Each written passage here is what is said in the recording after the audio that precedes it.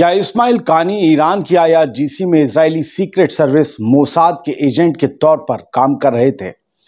खबर है कि कुद्स फोर्स के कमांडर इस्माइल कानी की जांच चल रही है। कानी जिंदा हैं और उन्हें कोई चोट नहीं आई है, लेकिन वो निगरानी में हैं। उनसे पूछताछ की जा रही है। वो हिरासत में है। खबरें ऐसी भी हैं क्योंकि ईरान की हुकूमत आईआरजीसी और ईरानी इंटेलिजेंस बड़े सुरक्षा उल्लंघनों यानी कि सिक्योरिटी ब्रीचेस की जांच कर रही है। इस इन्वेस्टिगेशन के तार हसन नसरल्लाह की टारगेट किलिंग से भी जुड़ रहे हैं। आईआरजीसी ने इस बात की जांच शुरू कर दी है कि कैसे इजराइल हिजबुल्लाह की मोस्ट सीनियर लीडरशिप में घुसपैठ करने में कामयाब हो गया और इजराइल को कैसे पता चला कि नसरल्लाह कब और कहां मिलेंगे। खबर यह भी है कि जांच के दौरान इस्माइल कानी को दिल का दौरा भी पड़ा है। आप मेरे बारे में कोई राय बनाएं उससे पहले सुन लीजिए कि यह खबर 3 अखबारों में छपी है, बल्कि जब तक आप तक पहुंचेगी कई अखबारों में छप चुकी होगी। आज पूरे मीडिया में यह खबर तैरने लगेगी। सोशल मीडिया पर तैर रही है। यह खबर मैंने कल दोपहर पढ़ ली थी, लेकिन इसे मैं आपके सामने आज 11 अक्टूबर को ला रहा हूं। इससे पहले मैंने 1-2 सोर्सेस से इसकी तस्दीक करने की सोची। जब यह बड़ी खबर होने लगी तो मैंने दिल्ली से तेहरान तक के अपने सीनियर सोर्सेस से इस बारे में पूछा। बहुत रिलायबल सोर्स से मुझे जवाब मिला कि ऐसा हो भी सकता है, क्योंकि बिना बड़े लेवल की मुखबरी के ना तो ईरान में इस्माइल हानिया का कत्ल हो सकता था और ना ही लेबनान में हसन नसरल्लाह की जान लेने वाला हमला हो सकता था। सबने कहा तो हो सकता था। यह हो सकता है कि कानी से इन्वेस्टिगेशन पूछताछ हो रही हो, लेकिन जरूरी नहीं कि कानी कल्प्रिट हो। पहले मैं आपको बता दूं कि मिडिल ईस्ट आई के हवाले से खबर छपी है और पूरी दुनिया में उसी के हवाले से, क्योंकि ये एक्सक्लूसिव उसकी रिपोर्ट है। मिडिल ईस्ट आई यूनाइटेड किंगडम से वेबसाइट चलती है, इजराइल की जुल्म खोलती है, फ़लस्तीनियों के हक में लिखती है। उसकी रिपोर्ट है तो उठानी पड़ी। और मिडिल ईस्ट आई में पैसा कतर का लगा है, ये बताया जाता है। इस खबर की एक डिटेल मैं आपको बताऊं उससे पहले याद दिला दूं कि इसी 2 अक्टूबर 2024 को ईरान के पूर्व राष्ट्रपति महमूद अहमदीनेजाद ने क्या दावा किया था। ईरान के पूर्व राष्ट्रपति यानी एक्स प्रेसिडेंट अहमदीनेजाद का दावा था कि मोसाद से निपटने के लिए बनाई गई ईरानी यूनिट का चीफ खुद मोसाद का एजेंट था। चीफ के अलावा यूनिट में 20 और इजरायली एजेंट्स काम कर रहे थे। इन एजेंट्स ने ईरान में कई बड़े खुफिया ऑपरेशंस को अंजाम दिया। इतना ही नहीं, ईरान को भनक लगने से पहले इन एजेंट्स ने अपने काम को अंजाम दिया और वहां से भागने में कामयाब हो गए। अहमदीनेजाद ने दावा किया था कि ये सभी लोग अब इजराइल में रह रहे हैं। अब फिलहाल आते हैं इस्माइल कानी की खबर की डिटेल पर। बहुत बारीकी से सुनिएगा, लंबी डिटेल है। मिडिल ईस्ट आई नाम की वेबसाइट ने इस खबर को एक्सक्लूसिवली छापा है, जिसे दुनिया के बड़े बाकी अखबारों ने मिडिल ईस्ट आई से ही उठाया है और अपने यहाँ जगह दी है। हेडलाइन ये कहती है कि ईरान की तरफ से नसरल्लाह की हत्या की जांच के दौरान इस्माइल कानी को निगरानी में रखा गया और उनसे पूछताछ की गई या की जा रही है। सोर्सेज ने मिडिल ईस्ट आई को बताया कि रेवोल्यूशनरी गार्ड कॉर्प्स के कुछ फोर्स के जो चीफ हैं कानी, वो जख्मी नहीं हुए हैं, लेकिन उनके खिलाफ ईरानी सुरक्षा उल्लंघनों की जांच की जा रही है। सिक्योरिटी ब्रीचेस की जांच की जा रही है। ये भाड़ कैसे हो गया पूछा जा रहा है। अब आगे मैं आपको इस खबर की एक एक डिटेल उसी के हर्फ में बयान करूंगा, गौर से सुनिए। कई सोर्सेज ने मिडिल ईस्ट आई को यह बताया कि ईरानी रेवोल्यूशनरी गार्ड की एलीट कुद्स फोर्स के नेता इस्माइल कानी से पूछताछ की जा रही है। 27 सितंबर को बेरूत पर एक बड़े हवाई हमले में इजराइल के हाथों हिजबुल्लाह नेता हसन नसरल्लाह के मारे जाने के बाद से कानी को सार्वजनिक रूप से देखा नहीं गया था, यानी पब्लिकली वो कहीं नजर नहीं आ रहे थे।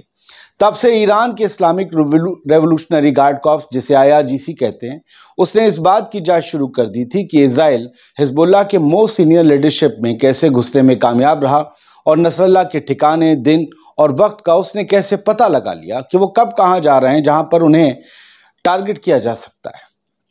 तेहरान, बेरूत और बगदाद के 10 सोर्सेस, जिनमें सीनियर शिया हस्तियां और हिजबुल्लाह और आईआरजीसी के करीबी सोर्सेस शामिल हैं, इन सब ने मिडिल ईस्ट आई को ये बताया। ये मिडिल ईस्ट आई का दावा है।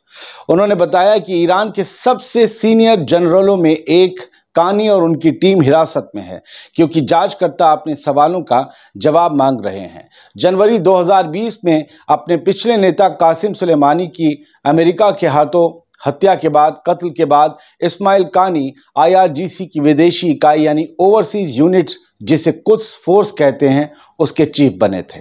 यानी कासिम सुलेमानी के खत्म होने के बाद इन्हें जगह मिली थी। कुद्स फोर्स IRGC के इंटरनेशनल ऑपरेशंस और मिशंस को अंजाम देती है, यानी लेबनान का हिजबुल्लाह हो या यमन के हूतीज हो, इनमें हर तरह का जो कोऑर्डिनेशन होता है IRGC की तरफ से वो कुद्स फोर्स देखती है। मिलिट्री इक्विपमेंट्स पहुंचाना, मिलिट्री ट्रेनिंग देना वगैरह वगैरह सब कुछ। मिडिल ईस्ट आई की ये खबर आगे कहती है कि पिछले 2 महीने में इजराइल ने ईरान के एक्सिस ऑफ रेजिस्टेंस के कई टॉप लीडर्स को मार डाला है, जिनमें हिजबुल्लाह के ज़्यादातर मिलिट्री लीडरशिप जो है वो शामिल है। तभी तमाम हिजबुल्लाह के बड़े लीडर मारे गए हैं। वरिष्ठ या सीनियर ईरानी कमांडरों की मुखबिरी किए जाने का शक तब और बढ़ गया जब नसरल्लाह के कथित उत्तराधिकारी हाशेम सफीउद्दीन 4 अक्टूबर को हिजबुल्लाह के एक सीक्रेट अंडरग्राउंड अड्डे पर एक जबरदस्त इजरायली हमले में मारे गए। ऐसी खबरें आई हैं, अभी कंफर्मेशन बाकी है, लेकिन नेतन्याहू ने कहा था, सभी ने कह दिया है। सोर्सेज ने बताया कि माना जाता है सफीउद्दीन का कत्ल हिजबुल्लाह की शूरा काउंसिल की एक बैठक में किया गया, जिसमें पार्टी के सबसे सीनियर लीडर शामिल थे। नसरल्लाह के उस जगह पहुंचने के कुछ ही मिनटों के अंदर उन पर इतना बड़ा हमला हुआ, इतना ज़बरदस्त हमला हुआ कि उसने 4 बड़ी रिहायशी इमारतों को तबाह कर दिया था। ये काम बिना मुखबरी के नहीं हो सकता था, ये सोर्सेज ने ही कहा है। सफीउद्दीन और उनके साथियों की किस्मत के बारे में भी कोई जानकारी नहीं है कि वो जिंदा हैं या मारे गए, क्योंकि इजरायली जो फाइटर जेट्स थे अब उन बचाव कर्मियों पर, उन रेस्क्यू टीम्स पर और हिजबुल्लाह के मेंबर्स पर लगातार गोली चला देते हैं, जो धमाके वाली साइट तक पहुंचने की कोशिश करते हैं। इजरायली PM बेंजामिन नेतन्याहू ने मंगल के दिन कहा था कि सफीउद्दीन को हमने मार दिया है, लेकिन इजरायली मिलिट्री स्पोक्सपर्सन ने बाद में कहा था कि वो कंफर्म नहीं कर सकते कि सफीउद्दीन मारे गए थे या नहीं। मिडिल ईस्ट आई के सोर्सेज ने बताया कि नसरल्लाह के कत्ल के 2 दिन बाद कानी कई IRGC कमांडरों और दूसरी हस्तियों के साथ ज़मीनी हालात का जायजा लेने के लिए लेबनान पहुंचे थे, लेकिन सफीउद्दीन पर हमले के बाद 2 दिनों तक कानी से कांटेक्ट टूट गया था। लोग समझ नहीं पा रहे थे क्या कानी भी सफीउद्दीन के साथ मारे गए। ऑनलाइन और मीडिया में अटकलें तेज हो गई हैं कि बेरूत के साउथ उपनगरों में इजराइल की लगातार बमबारी में कानी या तो जख्मी हो गए या फिर मारे गए, लेकिन IRGC के एक सोर्स और सीनियर इराकी ऑफिशियल ने मिडिल ईस्ट आई को यह बताया कि कुद्स फोर्स के लीडर जख्मी नहीं हुए थे और शूरा काउंसिल की बैठक में सफीउद्दीन के साथ नहीं थे। मंगल को कुद्स फोर्स के डिप्टी कमांडर और बगदाद में एक पूर्व ईरानी राजदूत इराज मस्जिदी ने पत्रकारों से बात करते हुए कहा कि कानी की हालत बेहतर है और वो अपने फराइज को पूरा कर रहे हैं। हालांकि ईरान, इराक और लेबनान के 8 सोर्सेज ने कहा कि जांच जारी रहने तक उन्हें हिरासत में लिया गया है। कानी को ईरान के करीबी एक सशस्त्र गुट यानी एक हथियारबंद गुट के कमांडर ने मिडिल ईस्ट आई को बताया कि ईरानियों को गहरा शक है कि इजरायलियों ने इस्लामिक रेवोल्यूशनरी गार्ड कोर में घुसपैठ की है, खासकर लेबनान में काम करने वालों में। इसलिए भी सभी की जांच चल रही है। फिलहाल कुछ भी तय नहीं है, साफ नहीं है, जांच अभी भी जारी है और सभी संभावनाएं खुली हैं, कुछ भी हो सकता है। नसरल्लाह की मौत के आसपास के लम्हों और हालात को समझने के लिए ईरान की जांच ने कुद्स फोर्स के कमांडर ब्रिगेडियर जनरल अब्बास नील फिरोशा की आखिरी एक्टिविटीज़ पर भी खास फोकस किया है। नील फिरोशा हिजबुल्लाह के चीफ हसन नसरल्लाह के साथ ही मारे गए थे। अप्रैल में दमिश्क में एक ईरानियन काउंसलेट की इमारत पर इजरायली हमले में ब्रिगेडियर जनरल मोहम्मद रजा जाहिदी के मारे जाने के बाद नील फिरोशा ने सीरिया और लेबनान में ऑपरेशंस की देखरेख शुरू की थी। हिजबुल्लाह के करीबी 2 सोर्सेज और घटनाओं से वाकिफ इराकी सोर्सेज ने मिडिल ईस्ट आई को बताया कि हसन नसरल्लाह अपने कत्ल से 1 रात पहले बैरूत के दक्षिणी उपनगरों से बाहर थे, लेकिन नील फिरोशा और पार्टी के कई लीडर से मिलने के लिए वो फोर्टिफाइड ऑपरेशंस रूम में लौटे थे, जहां वो मारे गए। सूत्रों ने कहा कि नील फिरोशा उस शाम ही तेहरान से बैरूत पहुंचे थे और उन्हें जहाज से उतारकर सीधे हरेत हारिक के रिहायशी इलाके के नीचे अंडरग्राउंड ऑपरेशंस रूम में ले जाया गया। वो नसरल्ला से पहले वहां पहुंचे थे। सोर्सेज ने कहा कि बैठक को निशाना बनाकर किया गया हमला नसरल्ला के कमरे में एंट्री करने के फौरन बाद हुआ, यानी कि पूरी हसन नसरल्ला की एक्टिविटी की जानकारी थी कि कब वो बंकर में गए हैं। हिजबुल्लाह के एक करीबी सोर्स ने मिडिल ईस्ट आई को बताया, ये मिडिल ईस्ट आई का दावा है कि ये 100% ईरानी ब्रीच था और इसके बारे में कोई शुबह नहीं है।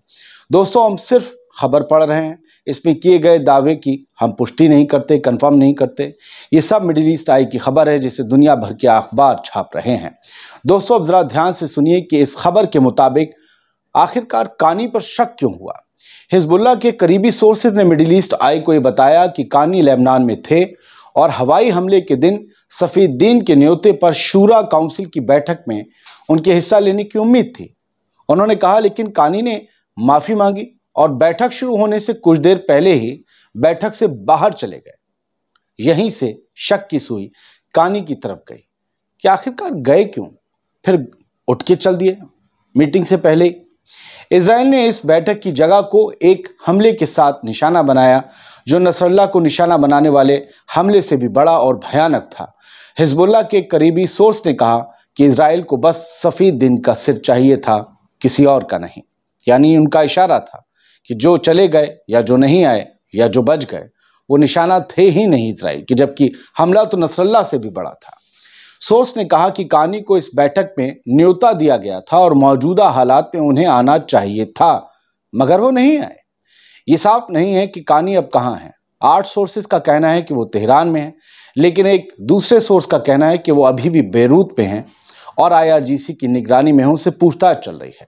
लेबनानी और इराकी सोर्सेज ने कानी को घर में नजरबंद बताया है और कहा है कि मौजूदा वक्त में ईरान के supreme leader Ayatollah Ali Khamenei की निगरानी में उनसे पूछताछ की जा रही है। ईरानी अब घुसपैठ की हद और उसके सोर्स के बारे में पता लगाने की कोशिश कर रहे हैं। इशारे मिलते हैं या इस बात के संकेत बताते हैं कि जो सोर्स है वो रेवोल्यूशनरी गार्ड ही है, लेकिन इसे लेकर पक्का होना अभी तय नहीं है।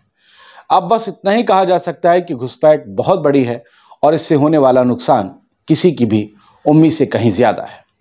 दोस्तों, ये आज़ाद बोल इंडिया की रिपोर्ट नहीं थी, रिपोर्ट छपी थी। आपसे बेईमानी होती कि एक रिपोर्ट आपको ना बताई जाए। भले आपको पसंद आए या ना आए, खबर खबर है और मैं खबर का खादिम हूँ। आज देख लीजिएगा, यही खबर सर फहरिस्त रहेगी। बहुत बहुत शुक्रिया आज़ाद बोल इंडिया देखने के लिए।